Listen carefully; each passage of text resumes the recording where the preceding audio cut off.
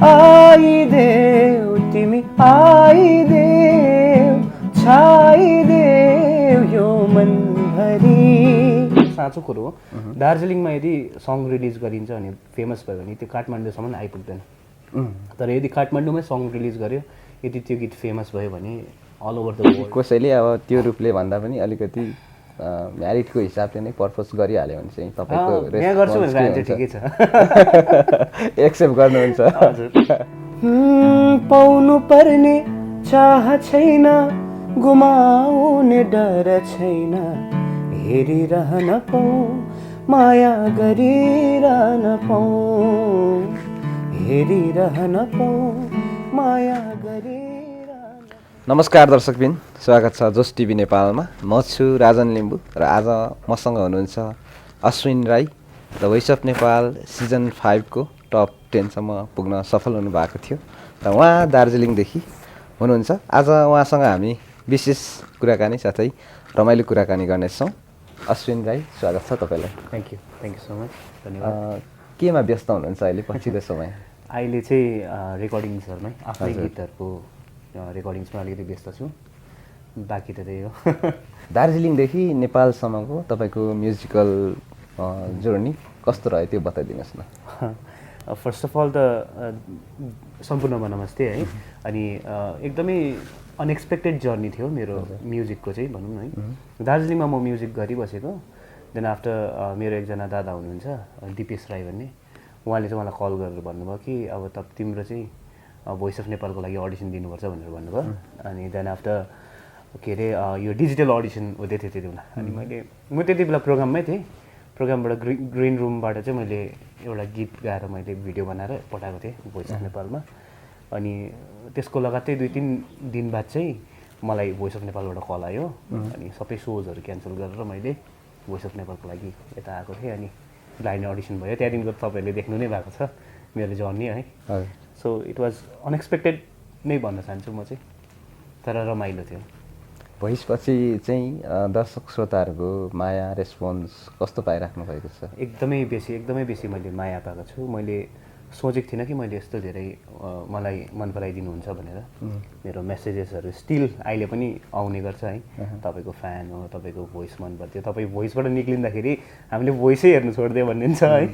No offence to voice है। अनि त्यस्तो थियो, मैले सोचेको थिइनँ, सोचेको भन्दा धेरै माया नै पाएँ मैले नेपाली जनताहरूको चाहिँ। ब्लाइन्ड अडिसनमा तपाईँले 4 चेयर टर्न नै गर्नुभएको थियो होइन? अनुभव कस्तो थियो त्यति बेला? मैले त मतलब त्यहाँनिर सहयात्रीहरू मतलब कन्टेस्टेन्टहरू थियो। फर्स्टमा कुरा गर्दाखेरि चाहिँ कस्तो कुरा हुन्थ्यो भन्दाखेरि चाहिँ 4 चेयरै टर्न हुनुपर्छ भन्ने छैन, एकजना भए पनि काफी छ भन्ने हुन्थ्यो। एकजना भए पनि खुसी नै हुन्छु भन्ने हुन्थ्यो हामी सबैको सल्लाह कुराकानी। तर जब मैले गाएँ अनि पर्फर्मेन्स सकिन्जालसम्म चाहिँ 4 चेयर टर्न भइसकेको थियो। त्यो एउटा चेयरमा खुसी हुने मान्छे 4टै पाउँदा त खुसीको सीमै थिएन है। I was very happy.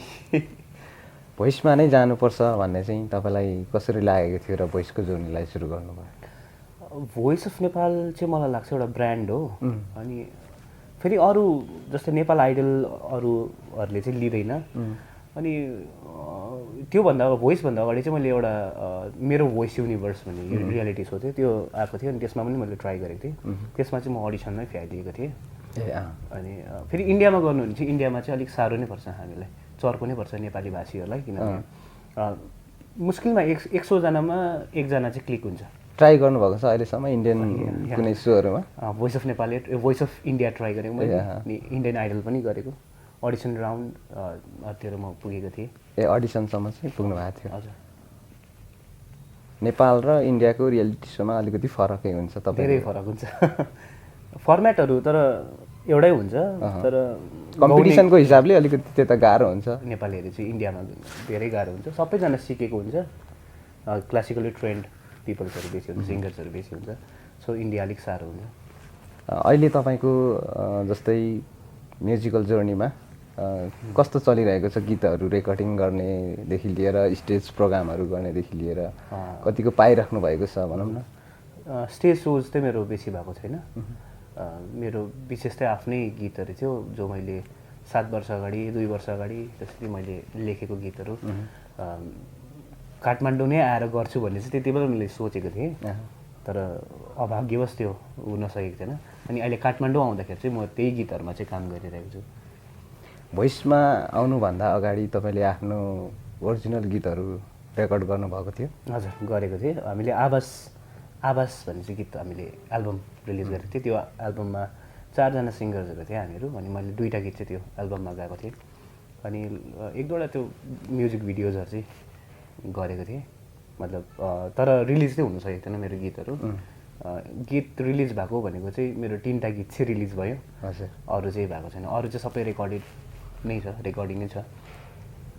म्युजिकहरू चाहिँ सिक्नु भएको छ कि छैन? यस, मैले दार्जिलिङमा सिकेको। दार्जिलिङमा मैले मेरो गुरुजी अजनिस राईकोबाट सिकेको।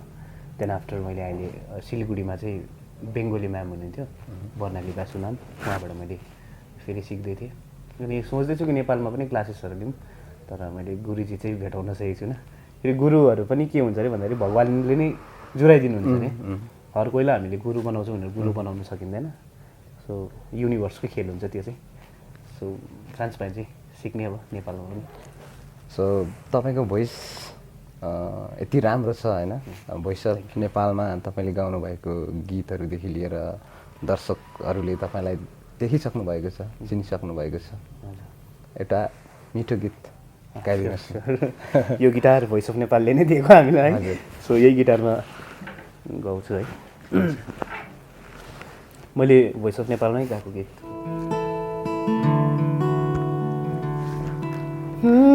पाउनु पर्ने चाह छैन, गुमाउने डर छैन, हेरिरहन पाऊ, माया गरिरहन पाऊ, हेरिरहन पाऊ, माया गरिरहन पाऊ। एउटा सपना छ तिमीलाई माया गर्ने, तिम्रै भएर जुने। पाउनु पर्ने चाह छैन, गुमाउने डर छैन, हेरिरहन पाऊ, माया गरिरहन पाऊ, हेरिरहन पाऊ, माया गरिरहन पाऊ। Thank you. वाह, एकदमै मिठो गाउनुभयो। Thank you.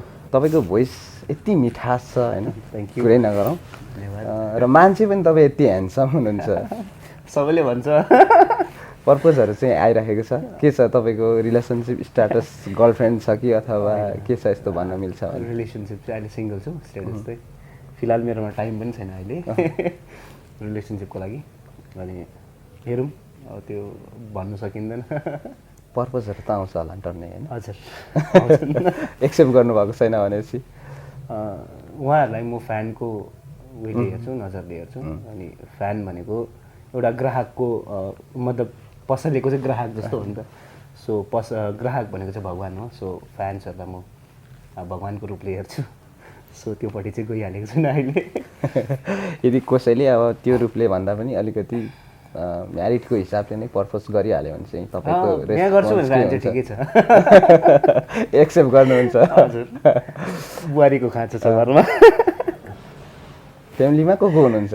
फ्यामिलीमा अहिले म, बोजू अनि बाबा हुनुहुन्छ। तपाईँको फ्यामिली चाहिँ उता दार्जिलिङमा, यता नेपालमा चाहिँ छ कि छैन? नेपालमा चाहिँ हुनुहुन्न, दार्जिलिङमा। तर मेरो फादर्सहरू पुर्खाहरू चाहिँ नुन खोज्नुको गरे दार्जिलिङमा, अनि उतै सेटल भन्नुभएको छ, नेपालको भनौँ न है। सो नेपालसँग मेरो पुरानै नाता भनौँ छ मेरो फादर्सले गर्दाखेरि। भनेपछि तपाईँलाई एउटा बुहारीको पनि खाँचो छ घरमा? प्लिज। अनि तपाईँले भोइसमा कोच राजेशमा हुनुहुन्थ्यो होइन? कोच राजेशलाई नै चाहिँ किन चुज गर्नुभयो? राजेश सरसँग चाहिँ मतलब के भन्दा मेरो सिङ्गिङ, म जस्तो टाइपको सिङ्गिङ गर्छु त्यो मिल्छ, किनभने प्रत्येक जनरको गीत म गाउने गर्छु। सो उहाँको हेर्दाखेरि नि उहाँले पनि सबै टाइपको गीत गाउनुहुन्छ। सो मैले सोचेँ कि उहाँ नै हो मेरो लागि चाहिँ पर्फेक्ट कोच चाहिँ उहाँ हुनुहुन्छ होला भनेर मैले त्यता गएको थिएँ। अनि सोचेको जस्तो भयो, राम्रो ट्रेन गर्नुभयो मलाई। अब उसो भोइसमा सम्झन लायक कुराहरू के छ तपाईँको लागि? धेरै छन्। भोइस अफ नेपालले धेरै मेमोरिजहरू दिएको छ। साथीभाइहरू टन्नै पाएको छौँ है, एकदमै राम्रो। अनि त्यस्तो सम्झना त धेरै छ भोइसको। नेपाली गीत सङ्गीतमा लागेर आफ्नो जीवनलाई चलाउन सकिन्छ जस्तो लाग्छ तपाईँलाई? मजाले नै आरामले सकिन्छ। हजुर। त्यही हो, तर आफूले जान्नु चाहिँ पर्छ अनि लक पनि हो। मसँगै क्लास गर्नेहरू जो जति थियो उहाँहरू मार्केटमा हुनुहुन्न, तर अहिले म चाहिँ छु। दार्जिलिङको कुरा गरेको। अनि त्यही हो, निरन्तरता हरेक कुरोलाई दिनुपर्छ। हामीले कलाको सम्मान गर्नुपर्छ। ईश्वरले हामीलाई गाउने कला दिनुभएको, त्यो कलाको सम्मान गर्यो अनि सठिक बाटोमा हिँड्यो भने अभियसली गर्न सकिन्छ। अहिले रिसेन्टली तपाईँ म्युजिक बाहेक के गर्नुहुन्छ कि म्युजिकमै हुनुहुन्छ? म्युजिकमै हो, मेरो फुल टाइम म्युजिसियन। भविष्यमा पनि म्युजिकलाई नै अगाडि बढाएर लाने सोच छ कि? हजुर, म चाहिँ जहिलेसम्म यो संसारमा बाँच्छु तबसम्म चाहिँ म म्युजिकै गर्छु भनेर सोचेको छु। अनि अहिलेसम्म युनिभर्सले पुऱ्याइदिएकै छ है यो कुरा चाहिँ। नेपाल चाहिँ कहिलेसम्म बस्नुहुन्छ?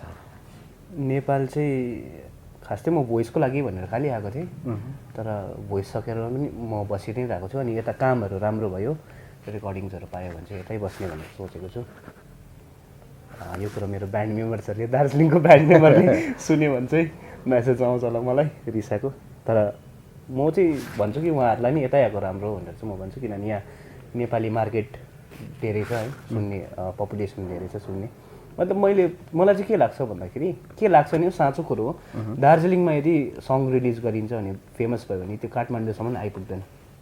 तर यदि काठमाडौँमै सङ रिलिज गर्यो, यदि त्यो गीत फेमस भयो भने अल ओभर द वर्ल्ड है, वर्ल्डभरिको नेपालीहरूले सुनिन्छ कि। अनि त्यो प्लस पोइन्ट छ। भनेपछि दार्जिलिङमा चाहिँ नेपाली गीतहरू रेकर्डिङ गर्ने भनौँ न बनाउने त्यस्तो हुन्छ कि हुँदैन? धेरै छ स्टुडियोजहरू, तर त्यस्तो क्लिक चाहिँ हुन सक्दैन गीतहरू। त्यस्तो क्लिक भयो भने पनि एक दुईवटा गीतहरू चाहिँ क्लिक हुन्छ। त्यस्तै हाम्रो बानिका प्रधानज्यूको भयो, अनि अपूर्व भाइ जो मिरिकबाट हुनुहुन्छ उहाँको भयो, अनि अनमोल गुरुङको भयो।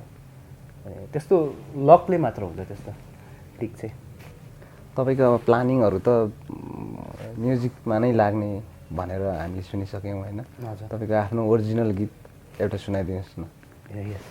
ओरिजिनल गीत मैले त्यो आवाज एल्बमकै म सुनाउँछु। हजुरहरूले पनि म निवेदन गर्न चाहन्छु, मेरो जो जति भ्युवर्सहरू हुनुहुन्छ उहाँहरूले पनि हेरिदिनु होला, सुनिदिनु होला। मेरो आफ्नो युट्युब च्यानल पनि छ है, सब्सक्राइब गरिदिनु होला।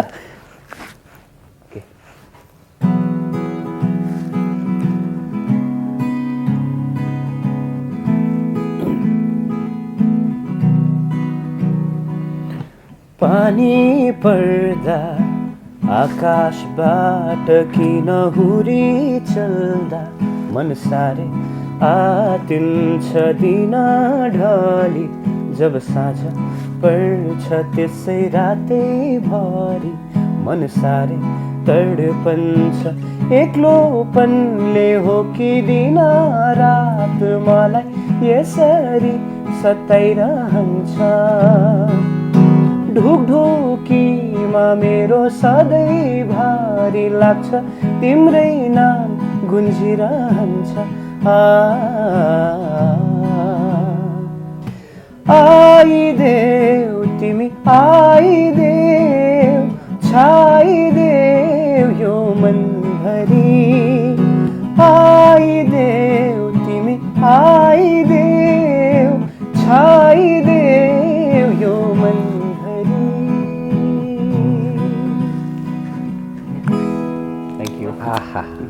यो चाहिँ मेरो 2015मै 2015मा मैले यो रिलिज गरेको थिएँ। तपाईँको चलेन। हजुर, तपाईँको आवाज सुन्दाखेरि, तपाईँको भोइस सुन्दाखेरि है, भोइस अफ नेपालको उपाधि त तपाईँले जित्नुपर्ने जस्तो लाग्यो। Thank you so much. तर तपाईँ टप 10 देखि नै आउट हुनुभयो होइन? तपाईँको एलिमिनेसनलाई कसरी लिनुहुन्छ? म चाहिँ कुनै पनि कुरा यदि अन्त हुन्छ भने, मेरो भोइस अफ नेपालको कुरा गरेको है, भोइस अफ नेपालको जर्नी जब अन्त भयो म त्यसलाई अन्तको रूपले हेर्दिनँ। हजुर, किनभने कुनै पनि कुरा अन्त हुन्छ नि त्यहाँदेखिको कुनै नयाँ कुरोको सृजना हुन्छ। सो म सृजनाको रूपले चाहिँ हेर्छु मेरो नयाँ म्युजिकल जर्नी सुरु भएको छ सो म चाहिँ त्यसरी नै हेर्छु म एकदम पोजिटिभ मान्छे ह्याप्पी सोल एकदमै राम्रो सोच तर पनि अब धेरै व्यक्तिहरूले धेरै मान्छेहरूले चाहिँ हजुर पैसाकै खेल हुन्छ ट्यालेन्ट अगाडि जानुभन्दा पनि हजुर भोइसमा चाहिँ पैसा माग्नेहरू कुरा हुन्छ यस्तो खालको कुराहरू सुनिन्छ हामीले के वास्तवमा तपाईँमा यो भएको थियो पैसा माग्ने कुराहरू त भएन फ्रेङ्कली स्पिकिङ बट पैसाको खेल चाहिँ हो किनभने भोट गर्नुपर्छ हजुर भोट भनेको पैसा हो तर ठिकै हो अब आफ्नो आफ्नो कम्युनिटीको हिसाबले भोट गर्नुभयो है अनि जो अहिले विनर भयो विनर पनि डिजर्भिङै हो मेरो नजरमा चाहिँ एकदमै राम्रो हुनुहुन्छ विनोद राईज्यू सो जे भयो राम्रै भयो यदि पैसाको खेल हो भने पनि राम्रै विनर पायो यदि होइन भने पनि राम्रो विनर पायो ट्यालेन्टकै जित भयो त्यसरी नै हेर्छु त्यसरी नै हेर्नुहुन्छ भोटिङ राउन्डसम्म पुग्नुभन्दा अगाडि पनि पैसाको खेल हुन्छ पैसा लिएर चाहिँ अलिकति अगाडि लाने कामहरू गरिन्छ नत्र लगिँदैन भन्ने खालको कुराहरू पनि सुनिन्छ नि तपाईँमा त्यो भएको थियो मलाई चाहिँ भएन म चाहिँ प्योर ट्यालेन्टले नै अगाडि म गाएर नै अगाडि बढेको भोटिङ राउन्डसम्म अनि भोटिङ राउन्डको म टप 12बाट टप 10मा पुगेँ त्यो पनि मेरो ट्यालेन्टलाई हेरेर मेरो अडियन्सले मलाई भोट गर्नुभयो मेरो सपोर्टर्सहरूले मलाई माया गरेर भोट गरिदिनु भयो अनि तर मलाई चाहिँ त्यस्तो पैसाको चाहिँ कुरा चाहिँ आएन पैसाको खेल चाहिँ वास्तवमा हुँदैन नै भोइसमा त्यो चाहिँ भन्न सकिन्न किनभने भित्रभित्र धेरै कुराहरू छ है I don't want to give any statement भनौँ चाहिँ यो म्याटरमा चाहिँ र मसँग चाहिँ त्यस्तो भएन पैसाको कुरा चाहिँ भोइसको डरले त भन्नुभएको होइन होइन मलाई कसैको डर लाग्दैन सत्य कुरो म बोलिहाल्छु है अनि म अर्को कुरा चाहिँ के सुनेको कुरा चाहिँ म बोल्दिनँ यदि मसँग प्रत्यक्ष त्यो कुरो हुन्छ भने म बोल्छु यदि कसैले यस्तो भयो हरे भन्ने कुरामा चाहिँ फेरि इन्टरभ्यू जस्तो कुरामा चाहिँ बोल्दैन है एकदम गुड थट अब हामीसँग अलिकति एउटा इन्टरभ्यूको हाम्रो चाहिँ अलिकति फरक गरौँ भनेर एउटा हामीले सेगमेन्ट बनाएको छौँ होइन यसमा केही छैन जस्ट थोरै ऱ्यापिड फायर पनि हामी खेल्छौँ होइन अनि त्यसपछि एउटा हाम्रो चाहिँ चुजवान भन्ने सेगमेन्ट छ यसमा चाहिँ मैले जस्तै दुईवटा कुरा भन्छु जुनै भए पनि त्यसमा तपाईँले एउटा चाहिँ चुज गर्नुपर्ने हुन्छ सबैभन्दा पहिला हामी ऱ्यापिड फायर खेलौँ छोटो है धेरै लामो पनि छैन फेभरेट सिङ्गर हिन्दी कि नेपालीमा नेपालीमै सबै यो चाहिँ नेपालीमै हुन्छ होला यसको चाहिँ नेपालीमा भनौँ न फेभरेट सिङ्गर्सहरू छ मेरो एकजना अलि होइन मलाई उज्जवल सागर सुजन चापागाई अनि राजेश पायल सर मेरो कोच अनि प्रमोद खडेल उदय सोताङ यो धेरै नामहरू छन् सो सबै नै फेभरेट हो मैले सुन्ने फेभरेट फुड मोमोज मेरो पनि त्यही फेभरेट एक्टर हजुर फेभरेट एक्टर त मेरो दयाहाङ राई भन्छु सबत मल्ल र दयाहाङ राईको म कम्बिनेसन मनपर्छ दुवैजना एकदम राम्रो हुनुहुन्छ त्यसपछि सेलिब्रेटी क्रस त्रिशाना गुरुङ ठिक छ रिलेसनसिप स्ट्याटस मेरो त सिङ्गलै हो बिफोर अघि पनि भनिहाल्नुभयो होइन ठिक छ bad habit I am very lazy ठिक छ प्यासन आम सिङ्गरै हो सिङ्गिङ ठिक छ निकनेम चाहिँ मेरो लाला लाला भनेर चाहिँ मलाई मेरो प्यारो मान्छेहरूले जो मेरो क्लोज छ लाला नै भन्छ ठिक छ नेपालमा धेरैजनाले बोलाउनु भइसक्यो लाला भनेर प्यारो मान्छेहरू धेरै भइसक्यो ठिक छ date of birth 4 May 1997 height I don't know the exactly height 5.2 or 3 something त्यस्तो छ सेम हाम्रो सेम रहेछ बस्नलाई समस्या भइरहेको थियो ठिक छ वेट चाहिँ थाहा छैन मैले अलिक घटाएको थिएँ फेरि विन्टरले गर्दाखेरि वेट गेन भएको छ अनि त्यो वेट तौलिनुपर्छ एकपल्ट आफूलाई ठिक छ अब हाम्रो ऱ्यापिड फायर चाहिँ यति नै रहेको छ अलिकति छोटो गरौँ भनेर होइन अब हामी चुजवानमा जाउँ है म दुईवटा कुरा भन्छु तपाईँले एउटा सिलेक्ट गर्नु सक्नुहुन्छ है त नेपाल आइडल कि भोइस अफ नेपाल आफू पनि त्यहीँ गएको भएर पनि होइन सिङ्गर्सहरू हुनुहुन्छ राजपाल राई, प्रमोद खरेल, राजेश सर राज सर। सिङ्गर्सहरू नै हुनुहुन्छ नारायण गोपाल, भक्तराज आचार्य। माई गड, उहाँहरू दुईजनै मेरो त आइडलहरू पर्नुभयो। तर पनि म नारायण गोपाललाई चुज गर्छु किनभने उहाँ भर्सटाइल हुनुहुन्छ। उहाँले हर जनरको गीत गर्नुहुन्छ। ठिक छ। बुद्ध लामा कि विनोद राई? विनोद राई। ठिक छ। अब अन्जु पन्त, मेलिना राई? मेलिना राई होइन, अन्जु पन्त म्याम। अन्जु पन्त, ठिक छ। प्रविशा अधिकारी, मिलन नेवार? मिलन नेवार। अब चाहिँ कन्ट्रीमा छ है, नेपाल कि इन्डिया? बोथ। बोथ। यो चाहिँ चुज वान हो। हजुर, तपाईँले एउटा यो चाहिँ चुज गर्नु साह्रो पर्छ किनभने इन्डियामा मेरो अब है जन्मथलो भनौँ, अनि नेपालमा चाहिँ कर्मथलो जस्तो भइसक्यो मेरो। अनि नेपालमा धेरै राम्रो राम्रो साथीहरू मेरो भइसक्यो। नेपाल आमाकी जय, भारत माताकी पनि जय। ठिक छ, ठिक छ, एकदम राम्रो। सोसियल साइटहरूतिर जाउँ होइन, फेसबुक कि युट्युब? युट्युब। फेसबुक हेर्नुहुन्न? धेरै चाहिँ म युट्युब हेर्नुहुन्छ? काम गरिरहेको छु अहिले मेरो आफ्नो च्यानलमा, सो त्यही भएर युट्युब। ठिक छ, ठिक छ। अझै अलिकति फरक छ है तपाईँको लाइफमा के इम्पोर्टेन्ट छ? पैसा, प्रतिष्ठा? ओके, प्रतिष्ठा। पैसा पनि त चाहिन्छ नि। पैसा कमाउन सकिन्छ, प्रतिष्ठा चाहिँ एकपल्ट जान्छ त, त्यो गयो। एक्ज्याक्टली। पैसा त फेरि पनि आउँछ, कमाउन सकिन्छ। यस सर, एकदम ठिक। सो हाम्रो चुज वान र ऱ्यापिड फायर चाहिँ यति नै रहेको थियो होइन। अब एकदम राम्रो कुराकानी भयो तपाईँसँग। सो अन्त्यमा हाम्रो जस्ट टिभी नेपाल हेरेर बस्नुहुने सम्पूर्ण दर्शक श्रोताहरूलाई र तपाईँको फ्यान फलोइङहरूलाई एउटा गीतसँगै के सन्देश दिन चाहनुहुन्छ, के भन्न चाहनुहुन्छ? सबै फ्यान्सहरू है, सबै भ्युवर्सहरूलाई यही भन्न चाहन्छु कि राम्रो गीत सुनिदिने, राम्रो गुड म्युजिक सुनिदिने, गुड म्युजिक स्प्रेड गरिदिने। अनि यस तपाईँहरूको समक्षमा मेरो थुप्रै गीतहरू आउँदैछ है, त्यो गीतहरूलाई पनि हेरिदिनुहोस्, मन पराइदिनुहोस्। अनि मेरो युट्युब च्यानल पनि छ अश्विन राई, सबैजनाले सब्सक्राइब गरिदिनु होला। अनि यो मिठो गीत तपाईँहरूको लागि गाउन गइरहेको छु। यो पनि मेरो आफ्नै गीत हो। हुन्छ। सो यो चाहिँ मैले हालैमा रेकर्ड गर्दैछु यो गीत चाहिँ। अनि 2021मा मैले यो गीत लेखेको थिएँ। इट्स अ स्याड सङ, नरोइदिनु होला।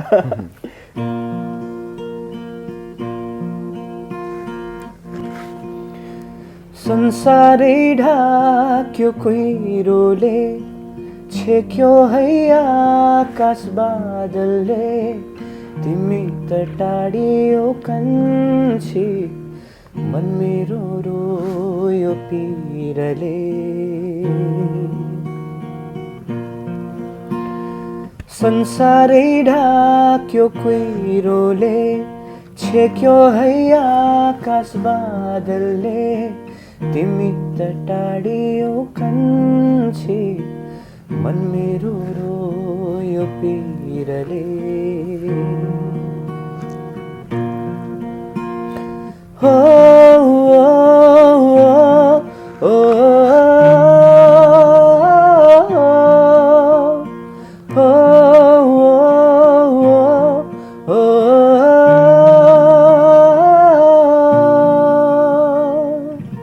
Thank you.